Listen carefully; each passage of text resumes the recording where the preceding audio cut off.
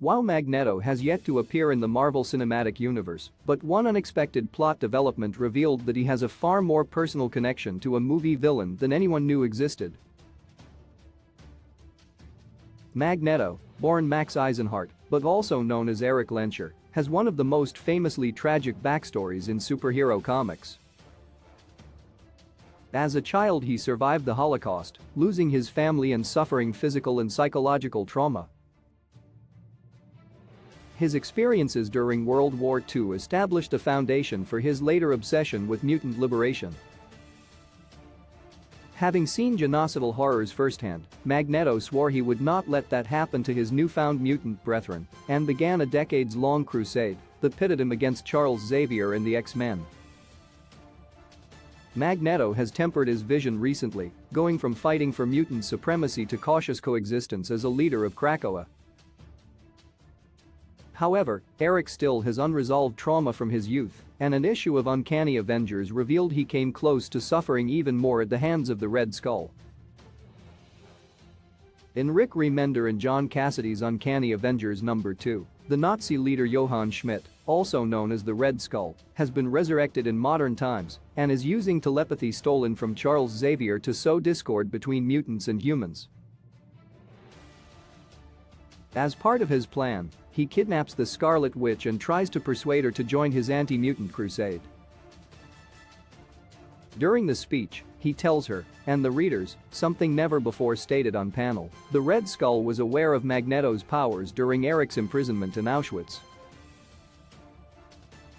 Mutants were largely unknown at the time, and powers such as Eric's were exceedingly rare, so the Red Skull had plans to focus the entirety of his attentions on him. Fortunately for Magneto, Captain America's efforts kept his longtime nemesis from being able to dedicate himself to studying this new discovery, and the pair only met as adults decades later. Magneto has long reviled Nazis for the Holocaust and has come to blows with the Red Skull on several occasions. But this admission by the Skull shows that he was involved in Magneto's life since childhood, and Max very nearly became a lab rat for Schmidt. Fans have seen something similar to this relationship in 2011's X-Men: First Class, which portrayed long-standing X-Men villain Sebastian Shaw as a wartime Nazi officer who tortured the mutant anti-hero in an attempt to harness his powers. Magneto never forgave him or moved on from the trauma, hunting him down decades later and killing him in the film's climax.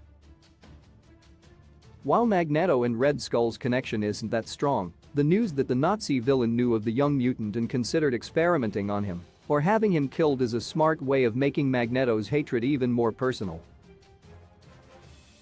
Magneto has attacked Red Skull in the past for his participation in the Nazi regime, but this detail takes their animosity to the next level, as well as laying the ground for fresh revelations about how Schmidt may have altered the life of the master of magnetism. Great comic nemeses have been built on far less, and now that Magneto is working with the X-Men, he's in need of new enemies who speak to his own story and experiences. Following the revelation of their early connection, the door is open for Magneto to seek out the Red Skull and find more answers about his origins. If Magneto decides to seek revenge against his first nemesis, the Red Skull would be advised to flee even farther than his movie counterpart's cosmic exile on Vormir.